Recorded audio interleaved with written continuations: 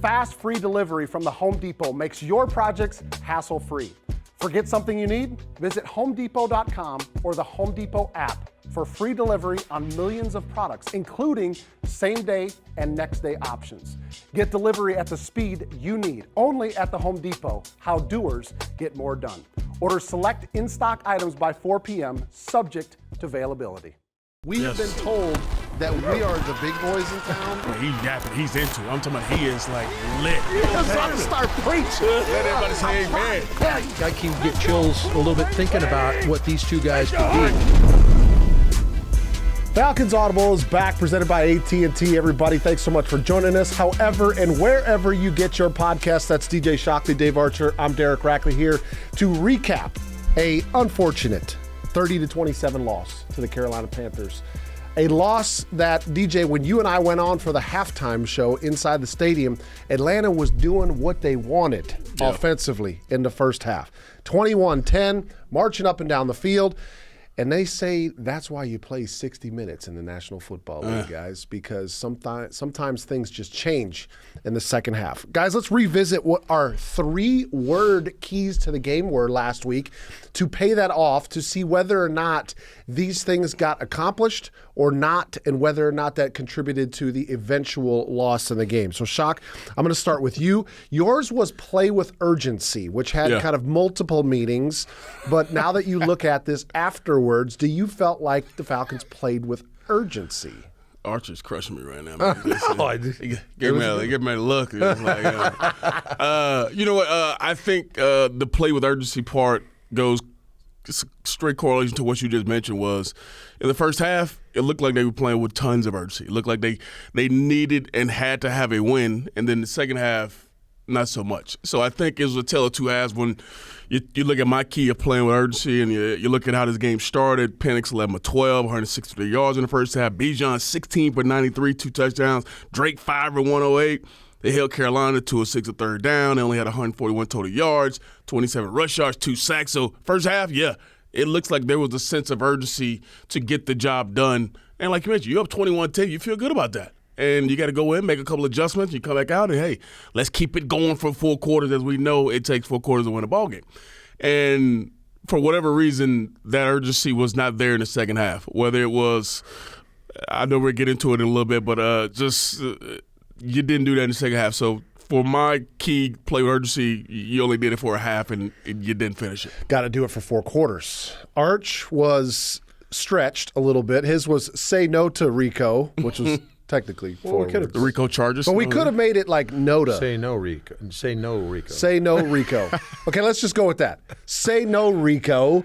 Keeping Rico Dowdle under wraps. And Arch, now that you look back at it, how would you assess that performance? Yeah, I thought the defensive line did a better job. I was talking to Mike Johnson, who former Atlanta Falcon offensive lineman, does our pre and post game show on Atlanta Falcons Radio Network, and we were talking a little bit about this, and he felt like the same. He's a guy that watches the trench warfare pretty closely, having played offensive line. He thought that the defensive line did a pretty good job of disengaging and getting on and making plays. We hadn't had a lot of plays in the backfield. I thought you elevated Contavious Street off of your practice squad. I thought he really paid dividends. I thought he did a really nice job. I thought LaCale London played at a high level. And these are guys that aren't names that just roll off the tongue, but when they got their opportunity, remember Sam Rogers, that big-bodied guy, was not able to play.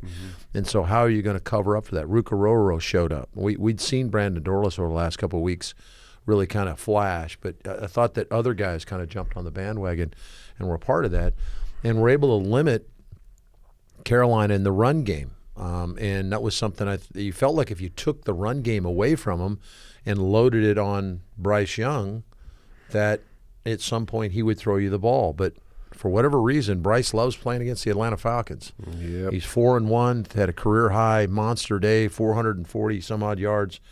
And so the Rico Dowdle thing, even though the 5 receptions for 55 yards, he caught the big one that ultimately was overturned. It didn't end up being a touchdown at that point. But ultimately, I think netted them a touchdown. That long screenplay, perfect call, out the left side there, and Jesse can't make the tackle, but gets enough of him to push him out of bounds. But still, 55 yards in receiving yards. So he accounted for 100 yards of offense. So I don't know that we said no to Rico in one part of it, but probably not in the other part. So probably a fail there.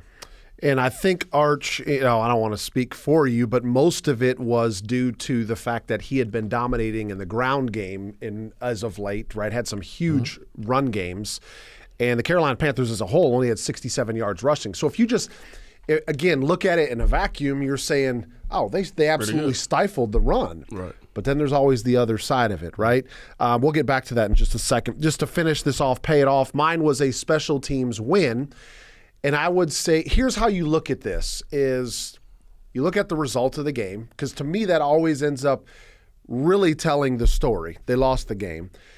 Zane Gonzalez, give him credit. Like, he did his job, but we had a turnover in a kicking game. Yeah. And I'm going to answer this the way that I have been in meeting rooms, and I have been part of this, that when you turn the football over on special teams, there's not a special teams coordinator out there that's going to say that I'm okay with that, and we won that phase of the game. Any turnover in the kicking game, they're going to say is unacceptable, right? I mean, you guys have been there. I mean, it's different on offense, right? Because quarterbacks know at some point you're going to throw an interception, and you always want to say anybody that touches the football, lock it away, the ball can't get ripped out. We see the ball get ripped out, right? Special teams, you know it's going to happen. However, the margin for error in that phase of the game is much less because you only get a limited amount of plays, right? If you think about kicking plays, right? So I'm talking about kickoff return, punt return. In a game, 10 plays, maybe 11, 12. Like if we're thinking about how many opportunities you have, and if you have a turnover on one of them, every special teams coordinator is going to tell you that's not acceptable because that's not our standard. Yeah. So overall, I'm going to say that it was not a win because you turned the ball over. You did things much better than you needed to. Made some kicks that we needed to that plagued us early on in the season, Arch.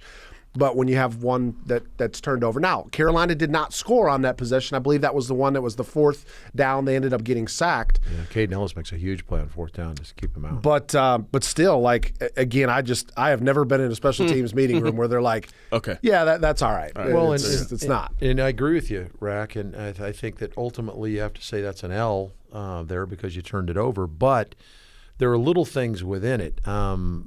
Natron Brooks' inability to catch the kick that lands at the 5-yard line and kicks into the end zone, you don't get the ball at the 35, you get the ball at the 20. Yep. To me, that's a mistake, and you begin to look at those kind of things. Kicking the ball into the end zone when you're trying to land it in the landing zone and now they get the ball out at the 35-yard line, that's a loss. So I think that when you look at you fine-tooth comb it and really put the microscope on it, there were some other things, too, that didn't go the way you would have wanted it to go. Right. And so I agree with you. I think that across the board, we had some moments on all of ours. Yep.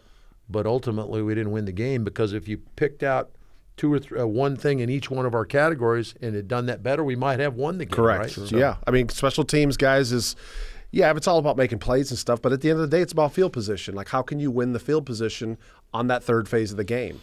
And because of some of the things that we discussed, they did not win the field position battle. So let's talk a little bit about how this game ended up shaking out. And Arch, I wanted to go back to you and kind of finish the comment we were talking about because Atlanta ends up shutting down Rico Dowdle in the run game, which I thought was a huge moment for this game, is like the way that they had been running the football. I look back at the 4 games that they had won recently prior to the Atlanta game.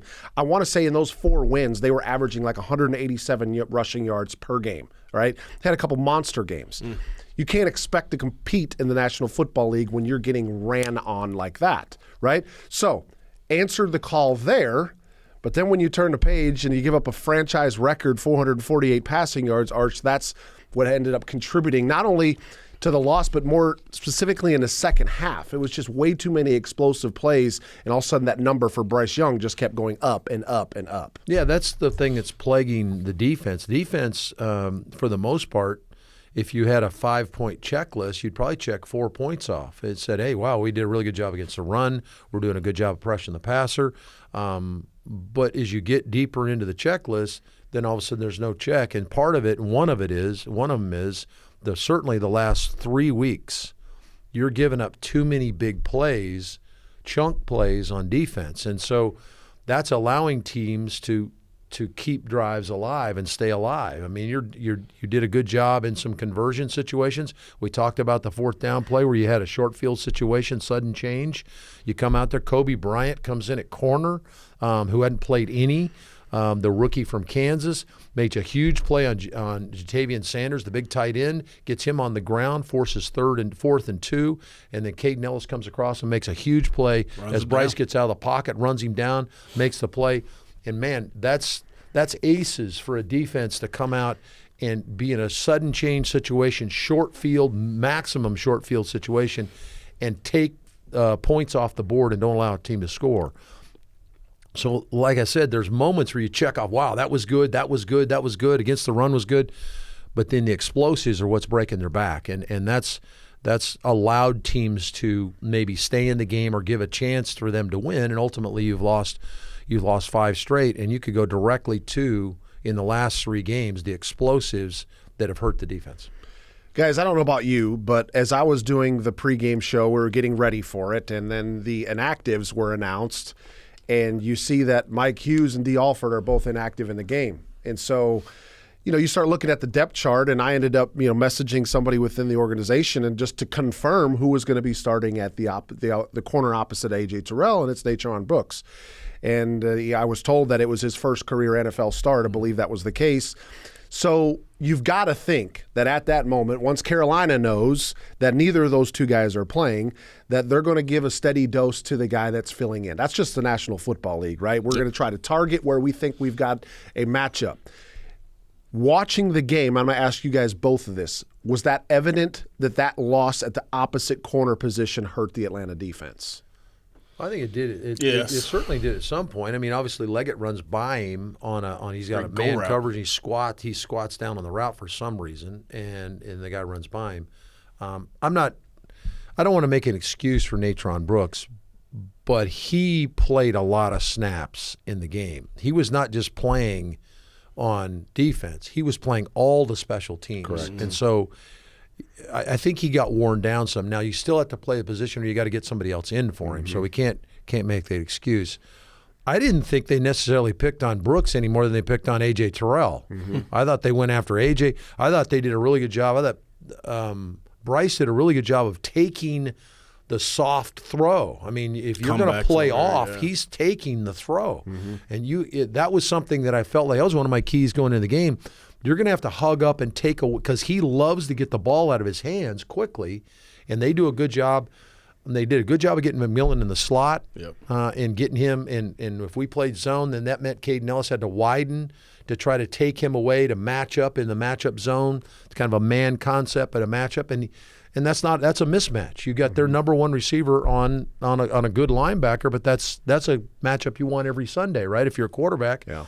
So I didn't think they necessarily picked on Natron Brooks any more than they picked on anybody else. Yeah, I thought it was, they picked on the entire defense, to be honest. There were moments in the game, especially on 3rd and 4th down. I mean, they were, 3 of 5 on 4th down? I mean, it's hard to win ball games when teams are converting on that kind of down to keep their drive going. And I thought there were times where, we just were a little soft in the zones where, hey, a guy just comes, he sit down. I don't know if a guy's, supposed to push to him or whatever it was, but I mean, you look at the touchdown, you look at a couple conversions where, they just go and run a little stick route and sit down, and there's really nobody there. And like you mentioned, Bryce get the ball out of his hands. I went back and counted 12 plays of 15 yards or more in this ball game. And that just didn't happen on one play to Natron Brooks where there's deep over routes, there's comebacks, there's a lot of things. Obviously, there's run out the catch too, but there were a lot of explosive plays in this ball game, and it wasn't just one guy. And it was a lot of different things. I know, Ulbrich tried to switch it up at times to bring different pressures. And, you got home, a couple times. Obviously, another game where you got 5 sacks in the game. That's another positive. You got home with Billy Bowman at one time. But I thought there were, at times, really soft zones that gave Bryce easy outs to convert on those 3rd and 4th downs and ultimately kept their drives going. And I think in the second half, Carolina had 50 plays. We had 29. I mean, it tells you they did a good job of converting and keeping the ball and keeping it away from us, and ultimately ended up being the dagger for us. Yeah, and let's face it, you're culpable across the board, but offensively you got to stay on the field. You can't. This defense has been exposed to a lot of difficult situations when it comes to. You look at the last 4 games, the defense is averaging about 35 minutes a game on the field, and you're not going to win a lot of games your defense on the field that much. Arch, we talked about last week the struggles, over the last 4 weeks on third down. And one of my keys to the game was like, look, you got to be better. Raheem Morris said it. He said the biggest area that's hurting our team right now is on third down. He said whatever it was, put a thumbnail on it or whatever. That's the area that we have to improve. And it's, yes, third down has to improve. But to your point, Arch, my kind of goal, key, if you will, was you got to stay on the field. Like time of possession. Mm-hmm. And you talked about it. This game ended up being 37 minutes for the Panthers, 27 minutes for the Falcons, right? So that's 10 more minutes that they had possession of the football. And because of that, they were able to score so many more points in the second half. And it was such a different story. We haven't discussed it yet, Arch, so let's go ahead and get to it now. Obviously, Michael Penix goes down in the game. He was hot early on. Second half comes out, goes down. Official word from the team is that he has been put on IR and that he will miss at least 4 weeks, and that Kirk Cousins will be the starter for the foreseeable future. And I think that also contributed to we've been talking so much about the inconsistencies offensively, right? And then Kirk comes in and he ends up finishing the game 6 out of 14. So he's under 50% and just not able to get things going in the second half. When you're up 21-10, your goal is you got to put the foot on the gas, you got to put the opponent away. And it was the exact opposite. So, Arch, I'm going to throw this back to you, is you never want to see your starter go out. We've talked about this at length. When your starter in the National Football League comes out of the game, there's generally going to be a large drop to the backup. It's just the nature of the beast. But this is going to be the reality for the Falcons for at least the next 4 weeks is Kirk Cousins. So how do they end up getting offense, getting consistency, knowing that they're going to have a change at the quarterback position? Well, I think that you were really good last year with him in the game. You were 6-3 at this point last year. And the irony of this week is about as thick as you can possibly make it, in that you were 6-3 and you went to New Orleans. Yep. You're 3-7 and you're going to New Orleans, and the quarterback is the guy that's going to be the quarterback. Now, he got hurt in this game, come to find out, last year. And my whole deal, and I know we'll do big picture here in a little bit, but why can't you flip things around? But I'll get into that in a little bit. So Penix goes down. The score is 21-18. So things weren't going necessarily the Falcons' way in the second half before Kirk ever came in the game. Mm-hmm. And I thought Kirk did some good stuff. I thought he moved the football. And again, you've got a chance at the end of the game to win the game on your terms. You've got a 3rd and 5 play, less than 2 minutes to go. Canales has burned, I think, all of his timeouts, or at least 2 of the 3. Yeah. And you got Drake on a slant. And it's a good call, and you put the ball on him. They come over, knock the ball out. And give their guy credit. Sherrills comes over, knocks the ball out. It's a tight play. It's a bang-bang play. And who's the guy you want to throw it to? Drake London. But Drake doesn't squeeze it, and so we had to kick the field goal there with time left on the clock, and boom, here they come. So with all that, with everything that's gone on to this team for the last several weeks, and I'll get into that in a second. Let's talk about it. I know you want to do big picture. So go, Kirk, Arch, man. Let it go. well, no, we'll talk about that. I just think there's so much naysaying going on in this city about the season's over and all this kind of stuff. I don't believe that. And no, maybe that's the player coming out in me, but we can talk about that in a minute. I don't think there's any problem with Cousins playing quarterback. Mm-hmm. Okay? I think he'll get up to speed. I think this is an opportunity for him as a professional to come in and say, hey, you know what? I was supposed to have been the guy anyway. Mm-hmm. Okay? And so this is opportunity. Now, I know you haven't gotten into Drake London. It looks like Drake's kind of day-to-day, week-to-week type of situation, so whether Drake's going to be able to play or not, other guys have to step up and play anyway. You got to make plays around everybody, whoever the quarterback is. Yep. Whether you're Kyle Pitts or David Sills or whoever. I don't have any problem with Kirk stepping in and playing here. There's going to be some nuances they can do maybe a little bit differently that Kirk does better than Michael does. Maybe some of that play action passing game Kirk is pretty efficient at, that maybe that's not necessarily Michael's bag. It'll be interesting to see how Zach kind of tweaks some things, but I don't think there should be any drop off at the quarterback position. I mean, DJ, he is a guy that knows the offense, been in the system, as Arch mentioned. He was a starter. Played really well at times last year. Things kind of went downhill towards the end of the season last year, but it's not like they're going to have to reinvent the wheel. There's going to be some adjustments, right? Like you got to kind of tailor your game plan to what Kirk does a little bit better than maybe, or things that he doesn't bring to the table that Michael does. Right. But this is not where it's like you're in a crash course getting somebody up to speed that hasn't been in the system very long. Yeah, you got a dude in Kirk who's played, 167 games or something, whatever it is. This guy's been around the block. He knows what it takes to play big football. And to Archer's point, is the same thought process I had is, at one point he said, this is supposed to be my team. It's supposed to be where I'm supposed to be. In my mind, I think he said a few weeks back, I still want to be a star in the league. If you want to be a star in this league, what about this opportunity doesn't get you excited? Yep. And for me, my mind goes, I think you're probably going to get the best Kirk Cousins that you probably will ever get because of where he wants to continue his career and he wants to play longer. He wants to be that guy. And he's been in this system, last 2 years, and, obviously he's a little bit healthier now, so you feel like he's better. But my mind frame also goes to he got to get some help from the other guys. We've talked about it the last 2-3 weeks. You know what you're going to get from Bijan and Drake. Look at this last ball game. You had 348 total yards. 262 of those yards were from Drake and Bijan. So guess what? That leaves you 76 yards from everybody else. Yep. You need better from your supporting cast. Mm-hmm. Everybody looks at the quarterback, looks at this guy. What is he doing? What is he not doing? Can we have more from this guy? Hey, everybody needs to step their game up more. So I don't think it's just on Kirk Cousins. I don't think it's just on Bijan or Drake. This has to be a total team effort, especially on both sides of the ball, to help that quarterback become the best player he is. So for everybody who's worried about Kirk, yeah, you can be worried about him because his quarterback is part of the job, but let's worry about everybody else too. Everybody else has to stand up and say, you know what, I'm going to help my guy out. We 3-7. Where's your pride at to finish this season the right way? I want to piggyback on that because, listen, in this grand scheme of things, there is a lot of different media out there. And when I say different media, I mean there's radio stations, there's podcasts, there's national media. And majority, especially when you talk about the Atlanta Falcons, it's not about play on the field. It's about changes that need to happen.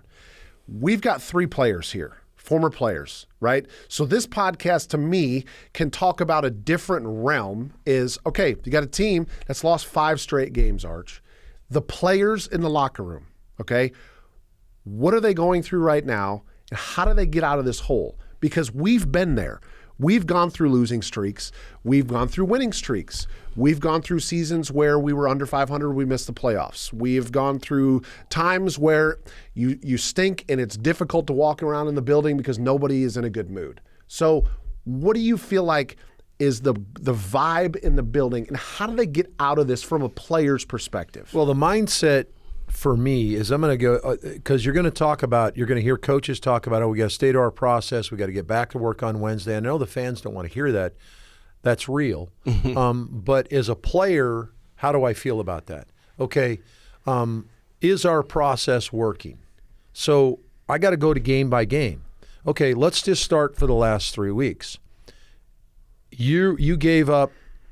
You're in New England, okay, and you've got the ball on the plus 48-yard line with 2 minutes to go, or less than 2 minutes to go. The game is in your hands. You can win the football game with everything that went on in the game. Still have a chance. You have a chance. That's a team that's now 8-2. Yeah.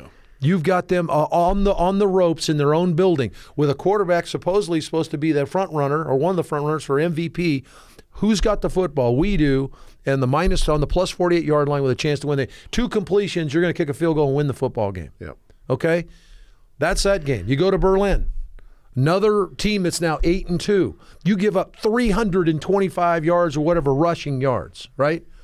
Yet what happened at the end of the game, you got a chance, you've got the football, you got a chance to go win the football game. It's in your hands.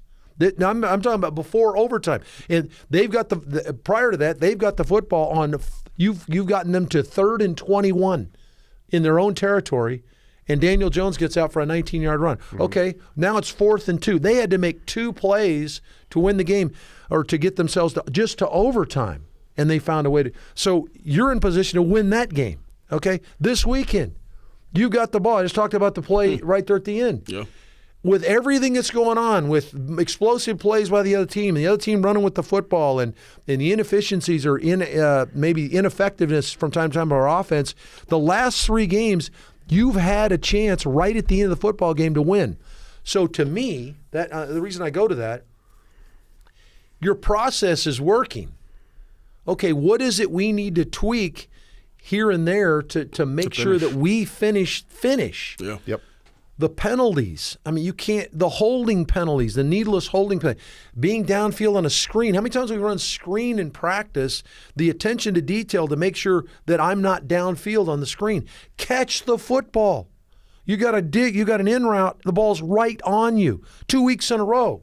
Same player drops the football. Yep. We've got guys that almost, it looks like, just do your job. Make the play that's available. And so everything that's gone on, and everybody talking about how we need to change this, and the coordinator needs to go, and we need to fire this. You've had a chance to win all 3 games. You're right there. So something's going right to put you in that position.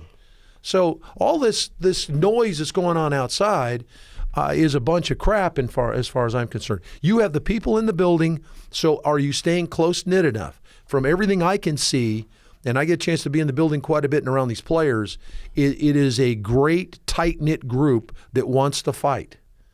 And that's all you could hope for. Do they believe in Yes, they believe in what they're doing, because the results aren't – the final results aren't there, but the results leading up to the final moments are there. So you can lean into that and believe in what we're doing on Wednesday, Thursday, and Friday are the things that are going to put us in position on Sunday to win the game. Now we need to find as players a way to finish the football game and make the play that changes the tide. Arch, I would love for you to be able to give a tangible example of how one of the best players on this team is going through that process. For people who don't maybe realize or understand, you had a chance to talk with this guy after the ball game, and people say, okay, how are you getting better? What are the things that you can do to get better? We talked about it last week.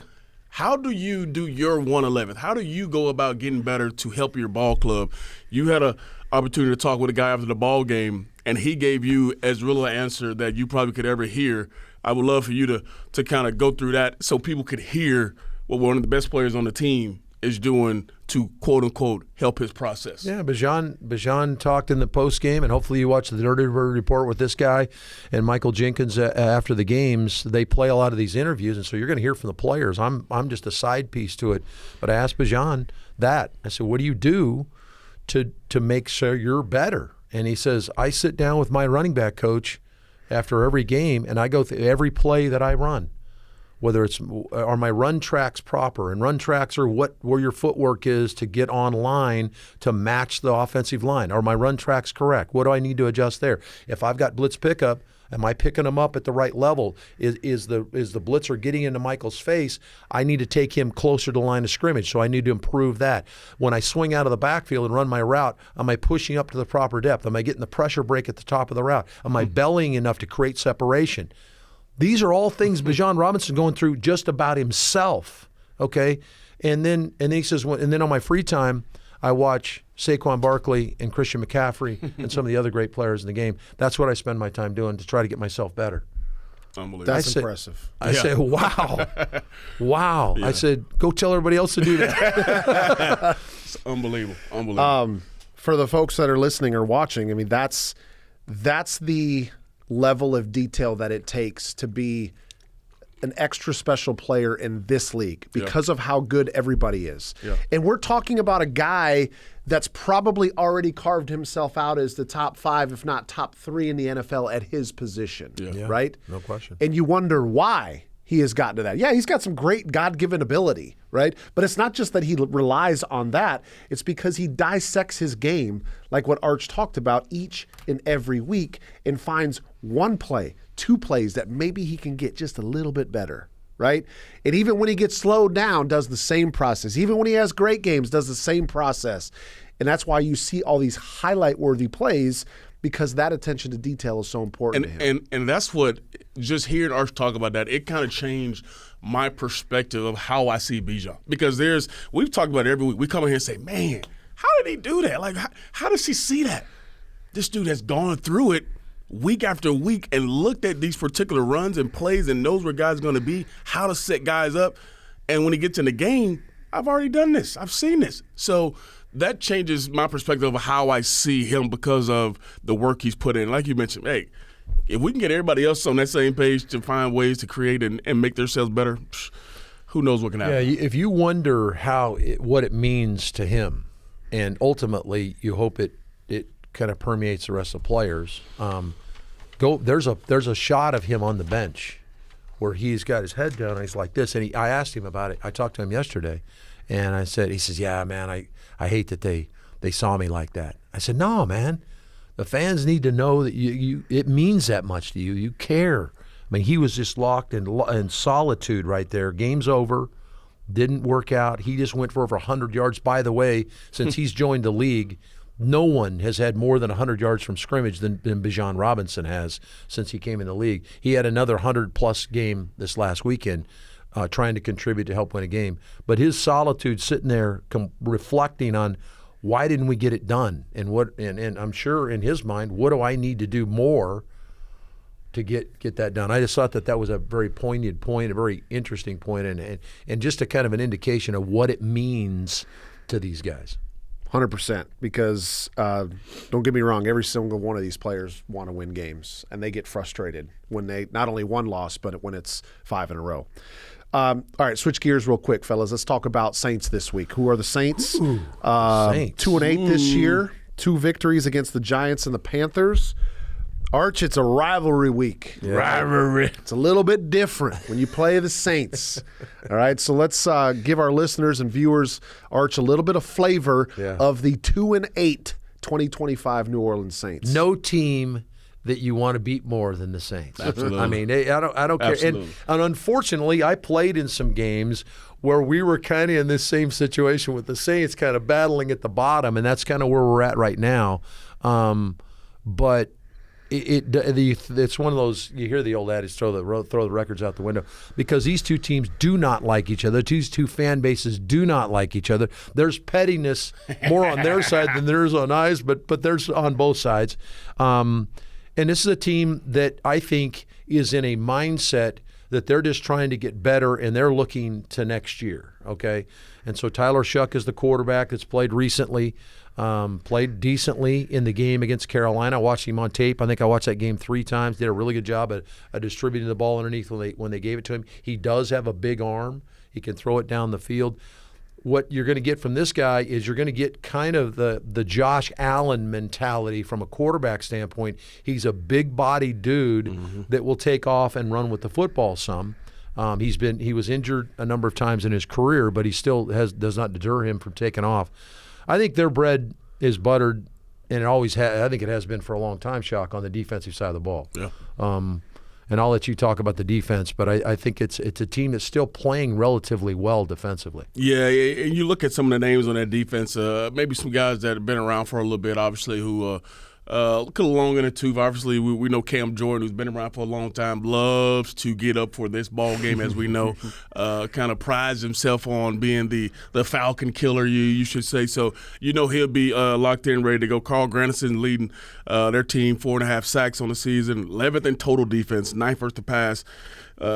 Giving up 28 points a game, which is towards the bottom of the league, but still a defense that we know finds a way to be a little edgy when it comes to playing against the Falcons. Now, obviously, they've given up some points this year. Obviously, their record says that, but you got to go to their building. You got to go in a place where it's going to be raucous. Like you said, throw the records out. They won't care. Who want to be at the bottom? We don't want to be at the bottom. That's what they're going to say. As long as we beat the Falcons, we feel good about that. So I think this is that type of ball game. But this is a defense. You look on the back end as well. A couple guys who obviously stand out for you. Justin Reed on the back end. Kool-Aid McKinstry, who we've known for a while, playing the league for a little bit. a team that will heat you up. Demario Davis, obviously another guy in that linebacker spot who freaking is a tackling machine, leading their team in tackles again. Very smart guy, similar to like our Caden Ellis, can rush the passer as well. But also you see him in coverage at time, but just a instinctual player as well. So, yeah, this is a defense that's got some guys who's been around the league, who's played a lot of ball. Will definitely be up and ready for this one. We talked about this stretch, guys, going back to earlier this season. It was going to be a tough stretch for Atlanta, right? You're thinking about 5 games where you're at New England, in Germany, play Carolina at home, and then you got to go on the road for 2 more straight weeks, right? All, by the way, you had your bye week much earlier this season. Yeah. Speaking of bye week, New Orleans is coming off of bye week. How long ago was that? Good God. They had 4 straight losses. Then they went on the road, beat Carolina, like you guys talked about. Then they're coming off of a bye week. So maybe New Orleans is getting a little bit healthier and ready for this game. So we're going to close with this. This is not a 1 word. This is not a 3 word. This is going to be Why you looking at me, bro? Matchup. There you go. Matchup to watch. And I'm going to go first, okay? My matchup to watch, and this is going to piggyback off of something Arch said earlier in this game, kind of the frustration about what we've seen or not seen the last 3 weeks. And it's going to be simple. Which team finishes? This is what it's about, right? Yeah, like, be real. And I don't want to like shift gears, Shock, and go back to your Georgia Bulldogs, but like, what's one of the reasons why Georgia has been so tough this year? Because they finish people in the second half, right? So that's what I'm looking at this week is no matter what the score is. Now, obviously, the score does have to be somewhat close when we get into the fourth quarter. But can Atlanta finish? Because we can talk about offensive inconsistencies. We can talk about third down. We can talk about too many explosive plays on defense. But Arch just laid it out. The last 3 games, Atlanta had an opportunity to win it, and they didn't finish. You've got to be able to put people away when you have the opportunity to do it. So I'm looking at the matchup is which team finishes at the end of the game. Nice. Arch? And did he say it was going to be like a group thing or it was going to be a matchup thing? Matchup, yeah. What'd you find a matchup in there? Yeah. I'm thinking of a matchup. I don't know. Did he do a matchup? That's what I wanted. I don't think so. My matchup is which team finished. The 2 teams. There it is. I always I couldn't see through the fog. He would clearly laid it out. I screwed it up. It's which team finishes. It's the teams. The team. Got to give you some grief before he gets you out. It's okay. You know what they call that? Karma. Yeah. It ain't me, people. It ain't me. I was hoping you were going to do the deal because I'd already lined one up. I was, like for the Saints, find the bag. Put the bag back on. Find the bag. But no, I think that's perfect. And I don't know that you can find anything that would be better than that from a Falcon perspective. True. Is really that's what you haven't done. You've done pretty much everything else in games. Played well at times. You haven't played a complete game. Haven't played a complete game, but you've played well at times to be in position to win. Finish. So you got one? You got a matchup? Yeah. It was. Yeah, I'm just gonna say okay. I'm going with the giving me all kinds of grief over here. You can't even get it out your mouth. Well, because the thing I thought about. That's karma. The thing I thought it was going to be a couple weeks down the road. Matchup. But you see what I did? I dumped in his lap. Well, see, I was good. What I'm just talking is. See, what happened was yours was so good. I was like, man. I didn't want to do a matchup. I really wanted to say something. See, he thought yours was good. I was still trying to figure out what yours was. I mean, the finish part was good, so I was like, man, that's a pretty good. Because I was thinking, like, don't hurt yourself. Like, we hurt ourselves last week, a lot of penalties. But I'm gonna say the matchup to watch is our O-line versus the D-line, and I think it's a matchup. Because it deals with being able to protect Kirk, but also being able to run the football. We've had opportunities the last few weeks, whether it's in the run game or the pass game, whichever one has been the key to helping us, move the football. But it starts up front with the O-line. I think you got to impose your will in this ball game. You got to be able to run the football when you need to. You got to protect Kirk so he can throw the football down the field and so that guys can create on the outside. But if you don't protect him, it's going to be a very long day. And we know if, Kirk's on his back leg or he's, having to throw balls away, that's not going to be good for you, especially when you get to what we talk about on those money downs, third down, being able to throw the football down the field. So if you can't protect Kirk, I'm not sure you want to come back to Atlanta, because a lot of people are going to be really mad about not going up to New Orleans and coming back with a win. Yeah, I think that's a great one. And when you say protect him, I think it means create a clean pocket. He's not the biggest arm guy in the world, so we don't need him trying to throw it out of a hole where there's an offensive tackle or a deep offensive guard's been shoved back into his lap, which we've seen from time to time. It's offensive line's a little beat up and playing probably not at full strength, even with guys that are playing. So I think that's a great one, Shock. I think give him an opportunity. I think he can perform at a high level. I will go on the other side of the football. The secondary was beat up this last game. I think we're going to get some people back. I'm hoping we're going to get some people back. But regardless, what did you learn from this last weekend? You cannot allow 12 plays of 15 yards or more is what you said. That's not going to work, okay? That's what's killed you defensively. Now, I just got through talking about how we've had a chance to win even with all that happening.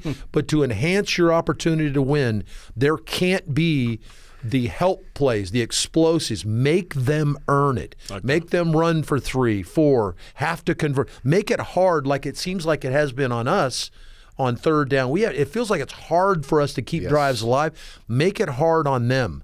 Make them have to go into their playbook to find different plays to try to extend drives, and that means don't give them the 4, 5, 6 play drive because they got explosives. No explosives. Play better in the back end. Our back end against their pass game, and it's not an elite group by any stretch of the imagination, but I don't know that we've faced an elite group recently, and we've still given up explosive plays. Yeah. All right, so the matchups, which team finishes?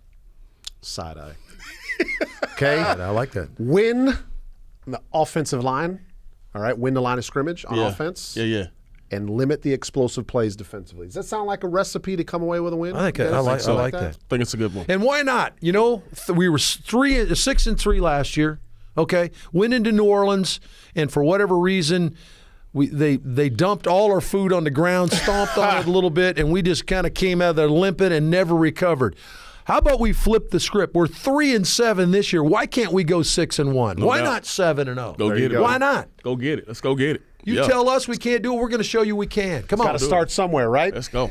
All right, before we sign off, quick programming note here. A couple things. First of all, Falcons are in the later afternoon window this week, 4:25 p.m. I just threw Arch all right there. What does that mean, Archie speeds you get home later? Yeah. I don't want to be over there any longer. Any longer than he has to. 4:25 something to eat, man. Eastern kickoff on Sunday in New Orleans. That's number one note. Number two note is we're going to have 2 pregame shows this week. So join myself and Taylor Vismore. Nice. One's going to be released on Thursday, and we're going to have another one live Sunday. Wow. Okay, so double dip pregame show. Rack and Taylor 2 times. An opportunity for us to break down this game twice. That's kind of like Thanksgiving. Are you dinner gonna? twice. Right. You get do Thanksgiving dinner leftovers early. Yeah. Then you get Thanksgiving dinner later on. Exactly. I love it. Exactly. You gonna better talk about 2 different things, 2 different times. I hope so. Man.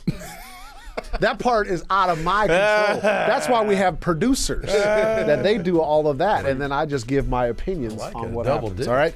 Leftovers, remember baby. to follow us on all your podcast apps. Like, comment, subscribe. YouTube, Spotify, iTunes, AtlantaFalcons.com. All the different varieties. And with all that being said, we'll be back next week. All right. Thanks so much for joining us. get a dub in Falcons New Orleans, Audible, man. Let's presented by AT&T. That's Shock. That's Arch. I'm Rack. Thanks for joining us, everybody. We'll see you next week. Take care. Dogs in the playoffs. Group.